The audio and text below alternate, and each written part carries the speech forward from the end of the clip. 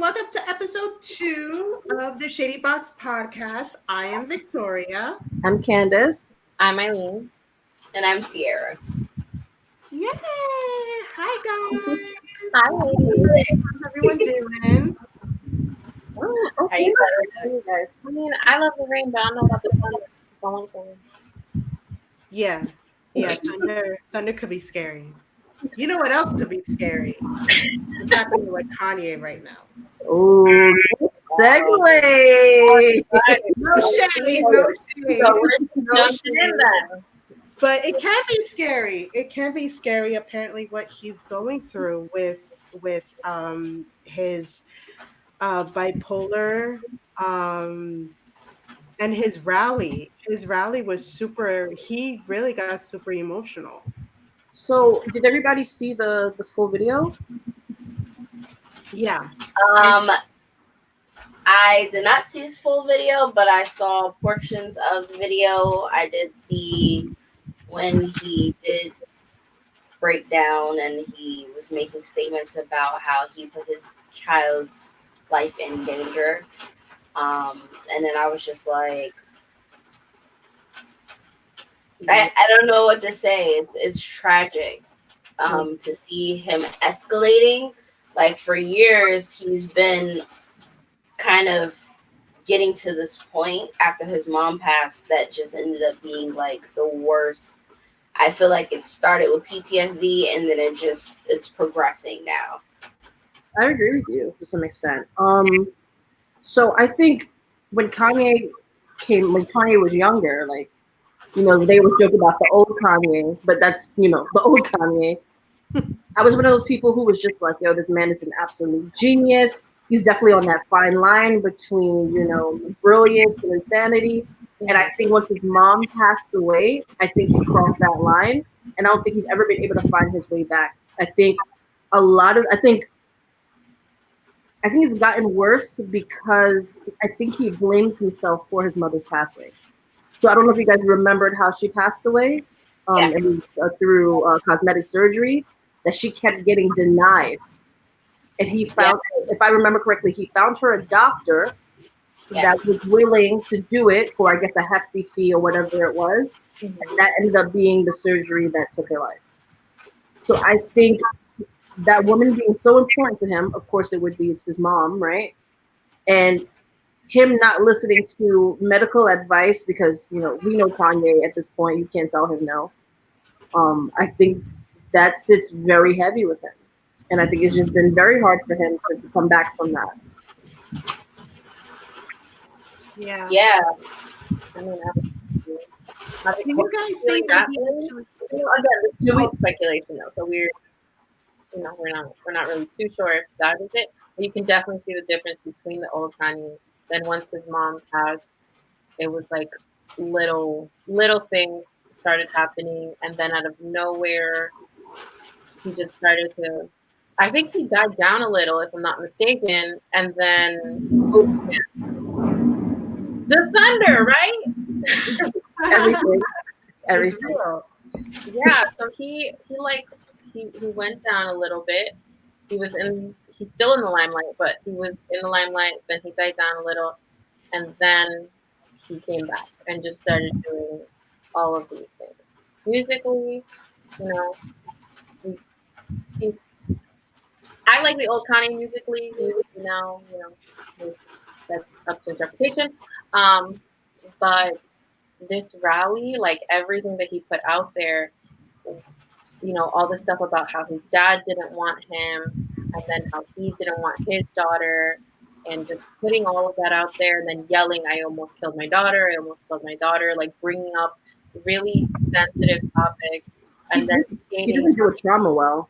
Yeah, I don't think he dealt with any of that. I was actually gonna ask you guys, like, do you think that there's a part of him that hasn't fully dealt with the trauma, or do you guys think like he's the type of guy to kind of like push it off and be like, nah, I'm good, like I had to cry and whatever? Because it seems like a lot of this stuff boils up as a result of pushing it down.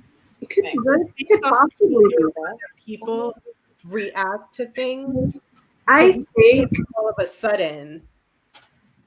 Well, I think it's different with like bipolar disorder, because No, obviously that, but yeah. you're like, at 1,000, and then out of nowhere you're like at a 0. So I feel like for him, I don't know if he's processing or if he's seeing anyone, but even with that, it can take years for you to really get that under control. And I don't think being in the limelight helps that. I don't. No. He, literally everything and anything that he does is out there, and it doesn't go away. Like once it's on the internet, there you go. Like it's there, and it's like a daily reminder of all the things that he does and all the things that he says.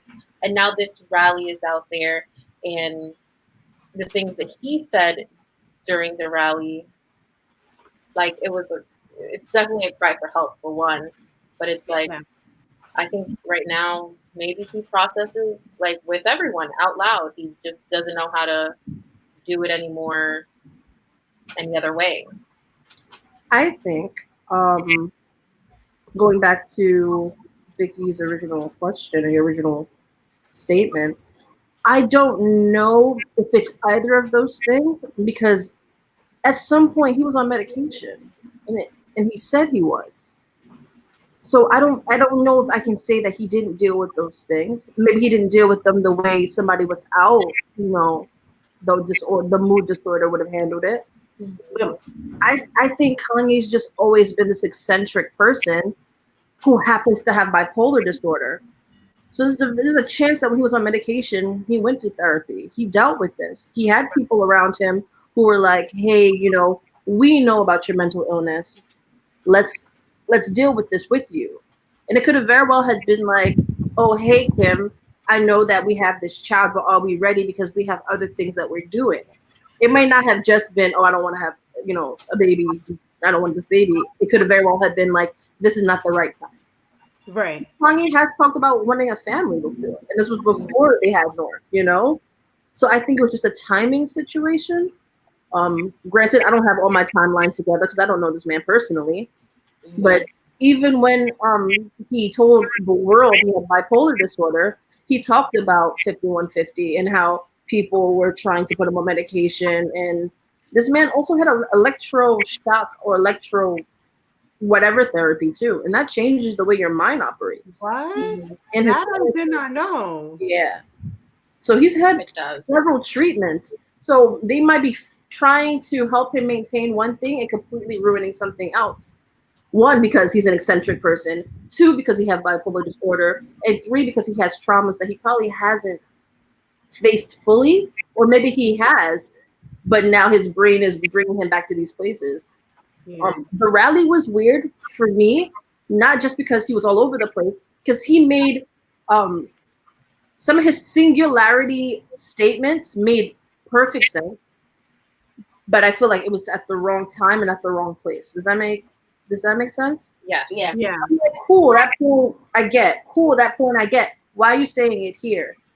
And I feel like he doesn't know how to stay on a straight line when it comes to what he's thinking. Mm-hmm. So he gets lost. He's very disorganized. Because he gets lost, people are just like, oh, you don't make any sense. I'm like, he does, but he doesn't. Like the pieces are there, they're just in the wrong place. Right.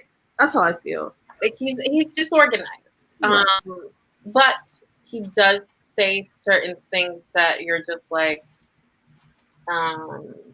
what? And like, then, yeah, right. And I'm like, what are you, what, huh? You almost want to check out because it's like, now you're just speaking nonsense. But at the same time, you're like, I need to see what happens. So he said that if for women that don't get abortions, like if you have a baby, you'll get $1 million. That what? They have a hard time giving people the stimulus checks that just came out. So I never received it. So like I'm just there. I appreciate the thought though as a mom. Yeah. He moved by million. But can you imagine how many people would just start getting pregnant? Be like, oh, I don't need to work. I just need to have this one baby. It's like, no, you do have to worry. That's another thing, because then we're gonna have to deal with overpopulation because people want to have Money. $1 million. Yeah. Is this retroactive, and how far retroactive? Because I got a 10-year-old. So that's one. Well, no, that's true. And then 3, it doesn't make sense. Like, our economy is already going like, It's plummeting. so let's stick to like what you really want to do, but make it realistic. And then what he said about Harriet Tubman. Like, He's not wrong, but he's wrong. He said she didn't really free the slaves. Mm-hmm. What was the second part? She just one white person to the next white person or something. Yeah. Along those lines. It's true, but do you tell me a black slave, a black business owner back then? You point one out, and then we'll talk. Of course, they were working from one white person to the next, but now they're free. Right. Now they get paid to work for these white people. You know what I mean? Yeah, and they're not getting paid in room and board, and having to deal with like all these other issues that we're not going to even address right now. Yeah. Eventually we'll get all there. But that is, I think that it might, I don't know if that's a word. What was the word? Stop talking about slavery. I think he needs to just stop talking about it. He's entitled to talk about it. He's entitled to be wrong if he wants to be. But do you guys remember when he said slavery was a choice? Yeah. Yes. I do. It's hard to forget. So if he refrained from talking about slavery, at least for just a little bit, just a little bit, to get your facts straight, or at least express yourself better. He's not the most articulate person. However, I find that he has improved in public settings. In public, he's improved in public settings? Yeah. Vicky's like, where? No, if you listen to his interviews, yeah, he has improved. I mean, it's not by 1,000%, but if you go from only knowing how to say the alphabet to putting 3-letter words together, that's improvement, right? That's true. That's true. There's been improvement. I'm not saying that it's been fantastic, but give credit where credit is due, I guess. It's a little bit. 2 steps forward. Right? Where credit is due. See, I appreciated Summer, the things that she was saying. Say that again? I appreciated Summer, the things that she was saying, right? That was her name, Summer. Yeah, I couldn't hear her either, so I was just like, so what are you saying, girl? Some of the things made sense, although like the volume on that like recording, I had to like kind of go into different snippets to see what was happening. But this was definitely like not a campaign rally. I'm sorry. This was a cry for help. This was an emotional breakdown. This was anything but a rally for presidency. I don't think he really expressed like what his policies would be or what, it just, there's a lot of just random thoughts, and then we went back and forth with different things. Do you think that he actually is taking this seriously? Do you think that he believes that he actually has time to make it to November to actually become a president of the United States? Do you think that this is just like some type of sporadic decision that he made, or do you feel like he's really believing that he has a chance? Well, he announced 4 years ago, or 2 or 4 years ago, that he was going to be running for president. So clearly, yes, he's had time. I don't know if he feels like he will become president, but he also said at the rally, I don't care if I become president. So I think he just wants to have a platform to speak about specific things that he thinks are important. So, okay. Yeah. I don't even know if he's like actually registered to be a candidate. Last I checked, but this was I think like last month he wasn't. And If then you were supposed to find out by the rally, it didn't help because I don't think I found out anything new per se. and then he already missed the deadline to be on quite a few state ballots, so he would have to be a write-in, which is never a good thing. But I guess the good thing is now he has us talking about mental health, which is very, very important. You know, this is not, and even Kim was saying it. You know, it takes a toll on everyone in your life, on your family. I don't know if you want me to read the statement that she said. It's long, but you can read it if you want to. It is pretty long, but as you said, it was very well written. Okay, so because I'm very protective of our children and Kanye's right to privacy when it comes to his health, and she went into, hold on. But today, I feel like I should comment on it because of the stigma and misconceptions about mental health. Those that understand mental illness or even compulsive behavior know that the family is powerless unless the member is a minor. People who are unaware or far removed from this experience can be judgmental and not understand that the individual themselves have to engage in the process of getting help no matter how hard the family and friends try. She went in to say subject to criticism because, well, he has been subject to criticism because he is a public figure and his actions at times can cause strong opinions and emotions. But she did ask for greater empathy and understanding. He is a brilliant but complicated person, which I think we can all agree. Who, on top of that, has the pressures of being an artist and a black man who experienced the painful loss of his mother and has to deal with the pressure and isolation that is heightened by his bipolar disorder. It says those who are close to Kanye know his heart and understand his words sometimes do not align with his intentions. Living with bipolar disorder does not diminish or invalidate his dreams and his creativity, no matter how big or unattainable they may feel to some.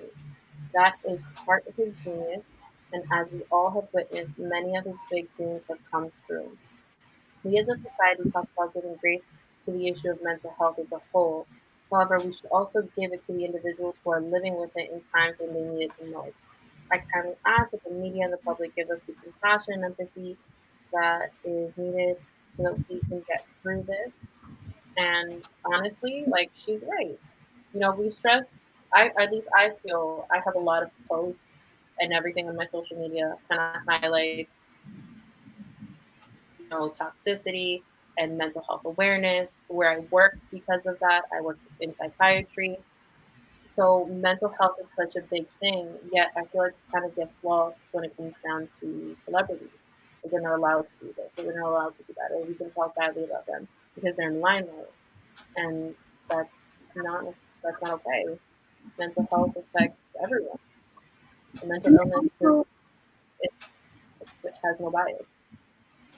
Can we also give Kim Kardashian West a round of applause because that was so well crafted, you know, and I appreciated not just her addressing it, but addressing it one like a loving wife, two as somebody who wants to bring forth clearly information towards not just bipolar disorder but just mental illness, and three, she's asking for privacy, which I don't think I've ever seen her publicly ask for. It is not for herself. It doesn't feel selfish. It's for somebody she cares about, you know? So I want to give her a round of applause because I thought that was so well done. Like, I don't think I've ever said that before with Kim Kardashian in the sentence, but you know, I'm all about giving credit where credit is due. I applaud her. Absolutely. I 100% agree. Especially after that rally and everything that he said and just spilling all the and then hinting that they might get divorced. All of these crazy things. Did you guys see his tweets? Oh no, I did He not. went on. I didn't see. Oh, he went on a nice little rant on Twitter. He talked about how he's been trying to divorce his wife since she met up with Meek at the at the prison reform or something like that. And he said a bunch of other things too. I didn't read them all, but I was like, oh, this is a lot, sir. Is that where he said that like they were like trying to kick him out of the house and he was trying to call Chris and Chris was like ignoring his call, something like that? It's very possible. Yeah. I didn't read all of the tweets, but I know it was lengthy. This man went on a rant. I didn't read them all, but I wish that I would have taken the time to like just see all the things he was saying. But for my own mental health, I felt like I should not have dived into all of those tweets. Like, no, not for me. You will get lost. But tell me, if you were not a woman in her position, would you have handled it that gracefully? Because I don't think I would have. I don't. I think if I'm also in the limelight as well as my husband, I think I have no choice but to be. I don't know if I would have written something. I may have spoken about it like live or recorded myself speaking about it, which would probably not have been the best idea. Because when you put your thoughts and your ideas down, when you're writing them down, they come out so much better and you have time to edit it and, you know, show the best version of it. So I would hope so, but maybe not. But she's been doing things in the public eye for a long time, so I think she has some type of an idea. And this is not her first scandal, you know, if you want to call this a scandal. I think she's been handling it pretty well. Mm-hmm. And I think that a lot of people take credit away from her. Mm-hmm. Trying to play it off as like she's some bimbo, she's this and she's that. But she's so smart.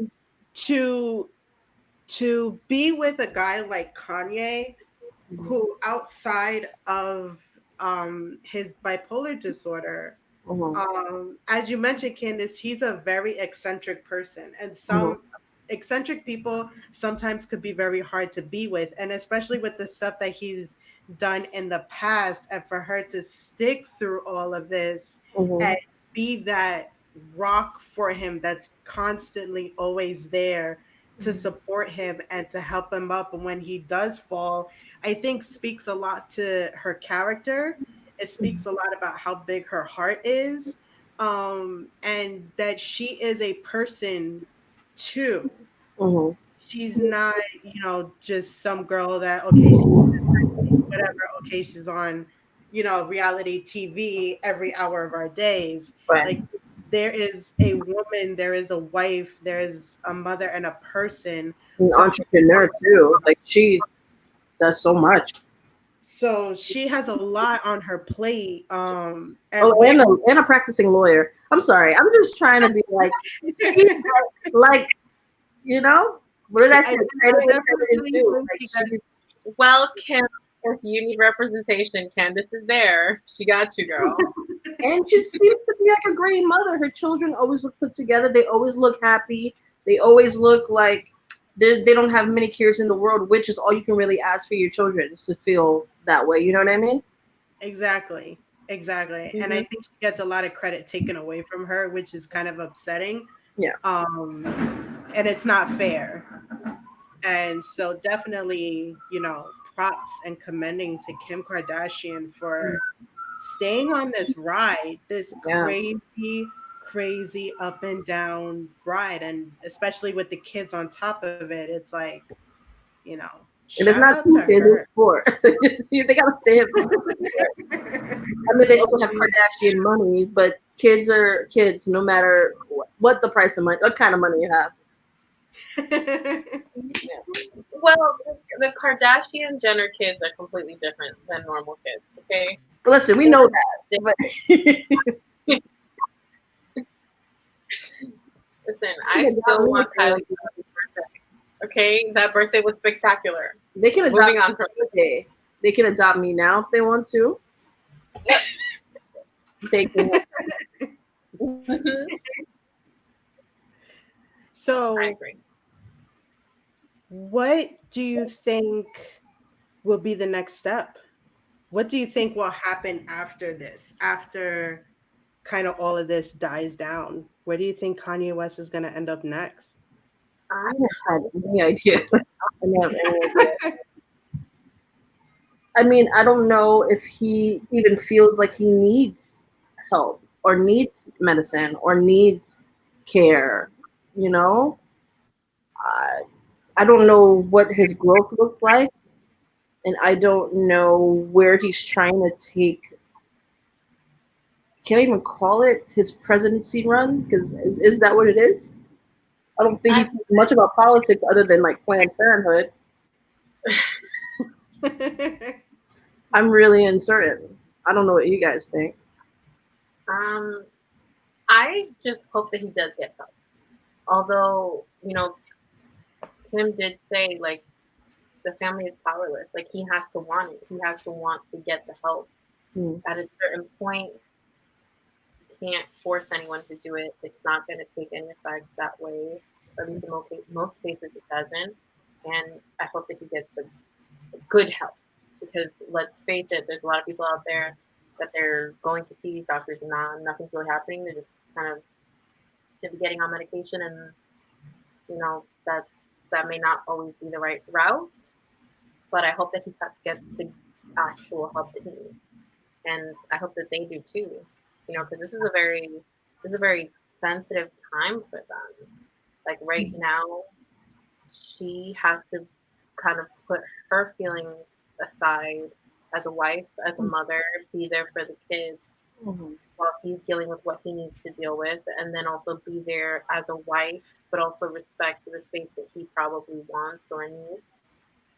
So it's a lot for her too, and still also having to deal with the 7,000 things that she has her hands in, because she is a brand. She is a brand. She is a businesswoman. She's an entrepreneur. She's doing all this, and then on top of that, juggling a husband that has bipolar disorder. Who also has his hand in a bunch of pots too. Like he's like, people can say what they want about him. Like he makes money. He makes his money make more money. Like I don't know how he does it, but he gets it done.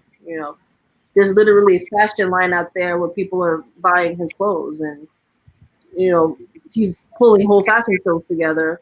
So he has to be communicating with some type of team, right? Or teams. Yeah,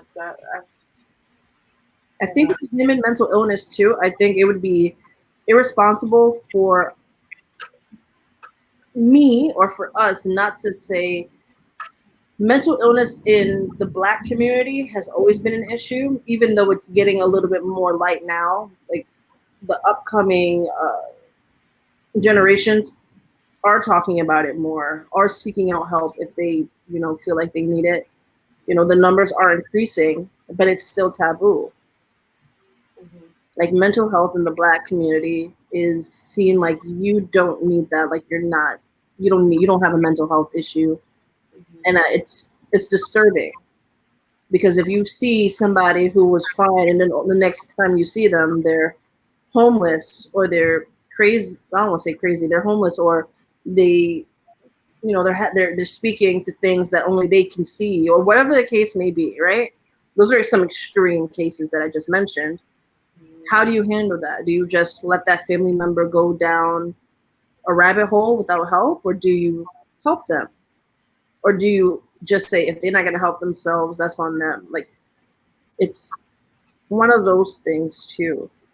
And there's the video that Tiara sent to us earlier. I don't remember the doctor's name. Imani, Dr. Imani. So she was also mentioning that it's the people around you who kind of have to figure out what your language is and learn how to speak it with you. That way you feel less attacked and more inclined to seek out help, not just for yourself, but for the people who care about you. Like I know that there's a Candace language and not everybody speaks it. So I would hope that at the end of the day, if I started singing a little off my rocker, that somebody was just like, let me speak some Candace and get her on the right track real quick. But it's scary to take responsibility for somebody who may possibly be losing their mind or unstable or may have a mental disorder or whatever the case may be. It's almost overwhelming to think that you may have to help somebody in that space, and then getting yourself into the right mental space to try and help them. So that's another thing. Sometimes when you are trying to help someone, you end up losing yourself and losing your mind and being so preoccupied on that other person that you forget about your mental health. Right. It's all straining, and as you were saying, with Candace's language, that's for everyone. And sometimes some people need just a little bit of space, but not too much space. And you have to know where that line is. And, they don't want to feel hovered, but they want to feel cared for. And it's it's a balancing act. And, even, in the Spanish community, like we don't really even talk about that. It's like, oh, you're depressed, no, you're just sad. It's fine, you'll get over it. And here, have a beer. And it's not really talked about. It's not really encouraged because then, what would the people say? What would your friends say? What will the other parts of your family say? And that's the sad reality, that it matters more what other people will say about you or about your family, or like, oh, your parents didn't raise you right, that's why you have to go to therapy or do this or do that. And that may not always be the case. I think if someone's going out there doing what they have to do and getting the help that they need to get, then we should be encouraging them, being proud of them. Like, you know what? I'm glad. I'm glad that you found out what you needed, and you're doing that for yourself. That's how people with mental illness, or people who see that they're on the brink of, some type of meltdown, like if they can catch themselves and do that and really, seek help, then we should encourage them more. We should be happy about it. We shouldn't make them feel any type of way about it. Ask them questions if you have anything, and if not, like, do your own research. Some people may not be open, may not be inclined to it. There's a lot of research out there, and we're at that point in time where we have all this information, so we can offer that information, but ultimately, I think just be there for these people, be there for your friends, for your family, let them know that there is help out there, and if they want, you can be a part of that. If not, if they want to do it on their own, if they ever need anything, just let them know that you're available. I think that's super important when it comes to mental health, where people don't feel like they have that outlet, whether it's a person, whether it's a hobby, it's a thing, they don't have that outlet to plug into to kind of reset themselves, if that makes sense. And to even have that person to relate to. Um, the whole video with the rally, I think, really speaks to what Candace was saying, how um in the Black community and also in the Hispanic community, but seeing how this is a thing among minorities and it needs to be spoken about because there are most likely thousands of other men and women in the same community as Kanye that one may have no idea what's happening to them. They think they're going crazy.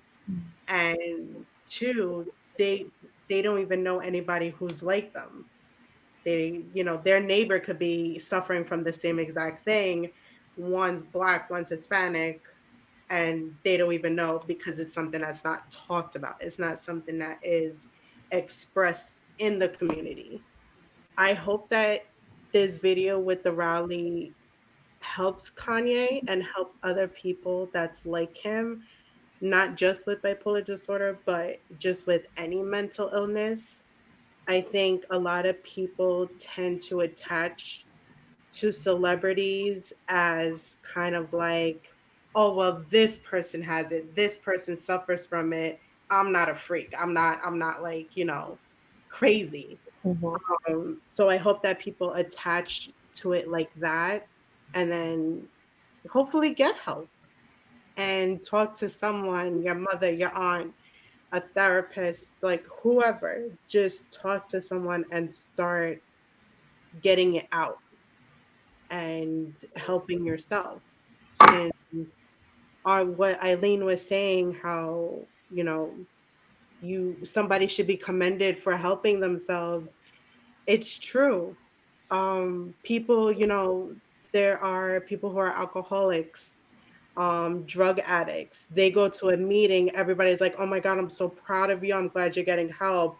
God forbid you tell your friend, you know what, like, I've been feeling a little off. I went to go see a therapist. Well, what's wrong with you? Why are you acting like that? You need to go to the bar and drink. And it's just, why is there a difference? Essentially, they're the same. Why are they treated so different? And I think that it needs to change, and people who do seek help should be commended, because seeking help sometimes is that first big step, especially for a lot of people. And it can be hard, very hard. Yeah. Even people who seem absolutely okay all the time and you would never know find it very hard just to seek out help for maybe a small thing that's been aching at them. You know what I mean? Yeah. So somebody who feels like, oh, my entire life is in shambles, they might not want to confront that. Sorry, Kari's here is like attacking me. But yeah, I think a different conversation needs to be had. I'm sorry, Eileen, go ahead. No, go ahead. I was saying, I think the way we talk about mental health and how it's and how the stigma is seen should be changed.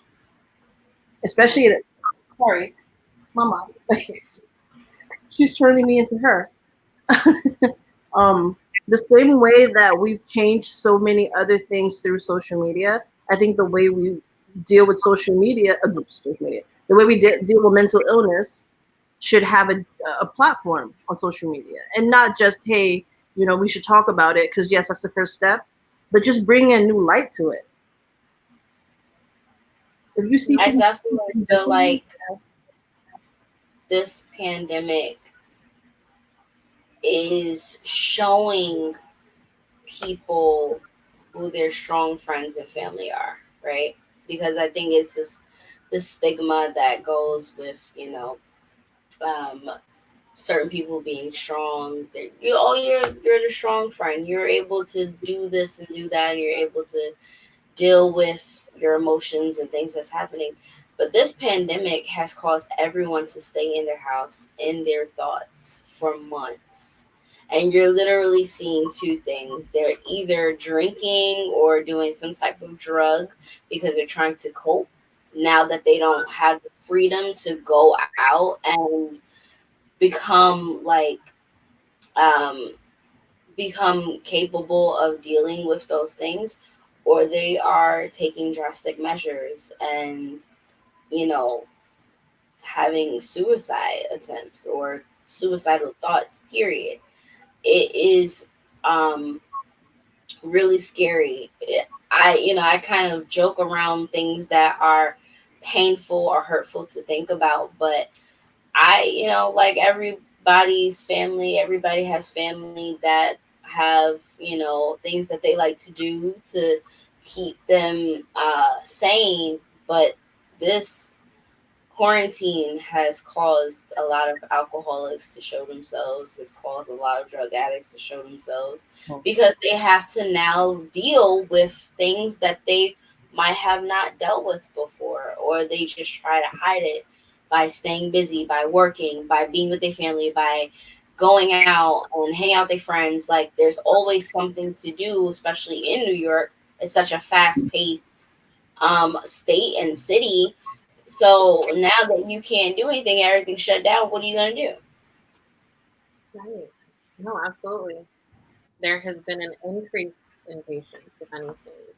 At least, in my clinic, there's a lot of patients coming in, and we created a whole new program for them, for dealing with being in the pandemic, for dealing with not only, being, I guess, you're in your own head, but also dealing with this scare. A lot of people are scared because of the pandemic. all of that arises, anxieties just get worse. Yep. And, you know, it takes getting to this type of extreme sometimes for you to be like, wait a second, I think I need help. Because sometimes, like people seeing Kanye, for instance, now, they're like, even if they do have bipolar, like, well, I'm not there yet, so I think I'm good. But just because to the extreme doesn't mean you can't seek help now. You can't seek help before you get to that extreme. So I think it's just right now is that time. It's the time to really go out there, get help, and do what you got to do. Yeah, for sure. I think a lot of mental health would, or as far as like the care for mental health, I think would be a lot better if people addressed it earlier. Like you said, Eileen, like, oh, I'm not there yet. But with mental illness, you could get there in like that. It could be a trigger. It could be something that you never expected to happen. It can be a letdown. You could lose, like you didn't get a promotion at work that you worked your ass off for the past 2 years, and they decided to go with somebody else, and you go home and snap. Yep. So I think a lot of people just need to uh, recognize that there's no such thing as I'm not there yet, because you don't know when you'll get there. So you want to get help before you get to that point where you hurt yourself or you hurt somebody else. Um, Recognizing that is, again, goes along with taking that first step. You have to recognize that you're not feeling yourself, feeling normal, basically. Um, and then being like, I need to get help before it gets worse. So it all just comes from taking that first step, that very, very hard, big first step. I suffer from anxiety. And it sucks. Sucks. Oh, Yeah, God. And having a daughter? Are you kidding me? yeah, that's I get anxious when I hear 2 minutes of silence. I'm like, oh my God, what is happening? So, but fun fact, um, when I was in labor at the hospital, about to give birth, literally on the gurney, I was having an anxiety attack. And then I went under because I had a C-section. I went under in an anxiety attack, came out in the middle of an anxiety attack. And the nurses wouldn't let me see my daughter because my blood pressure, my heart rate was too high. So they wouldn't let me see her. And my husband was just like, she has to see her.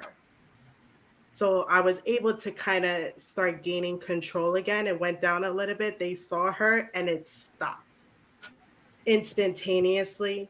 Stopped. My daughter can be the root of my anxiety. She could also be the trigger.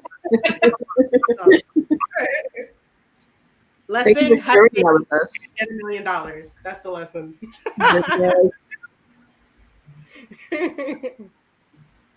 well then. Any Yeah. final? I can't think Trigger, of the final anything. So thought. this is probably where we're gonna close this box up right now. We are gonna have some links available, some numbers. I'm going to specify for New York and some general for the country.